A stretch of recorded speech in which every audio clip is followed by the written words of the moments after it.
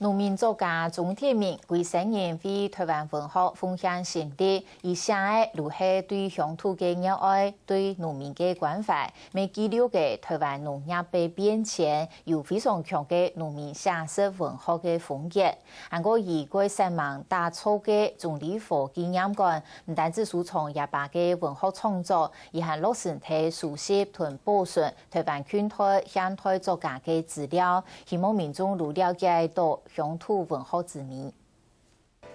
1941年，从中国新勇士出席的钟铁明，50个时节听得热爱前往台湾，因为西汉时节两军问题，航土磨砺片，接着率同民从行，读阿爸的书还有歌。钟铁明因此下呢受到启发，决心要做一个全职的作家。不过头摆因为脚步卡快，那个想法是受到阿爸钟理府的反对。伊到米方又偏又穷吼，伊就当然规矩讲，就一定来从事写作，做作家因为有按比惨的呢，局面出现。佢当然希望我做字嘅吼，唔好再行嗰条路啊呢。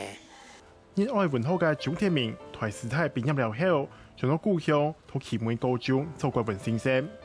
有文天嘅想法，实行係記得頭擺想要創作嘅理想。工作站起來，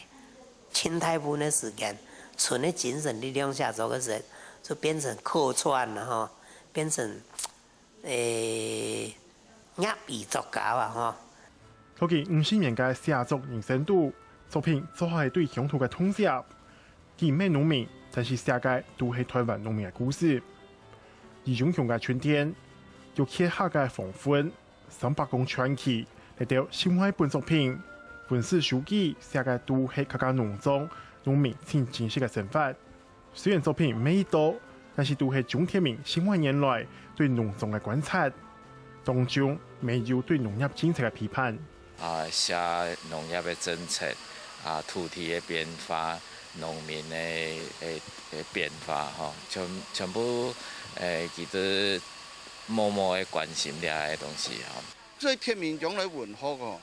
它和中鐵的文學是一脈相承，而且是從多角度呢、多個角度呢，可以去觀察到的。要出屬於呢，是用愛心、奉獻心去關心人農民安尼，關心人行業、農民用嘅生存安尼問題。因為文學嘅貢獻，鐘鐵明先生先後拿到台灣文學獎、觸流文學獎，還有客家貢獻獎嚟嘅肯定。因為到80年代，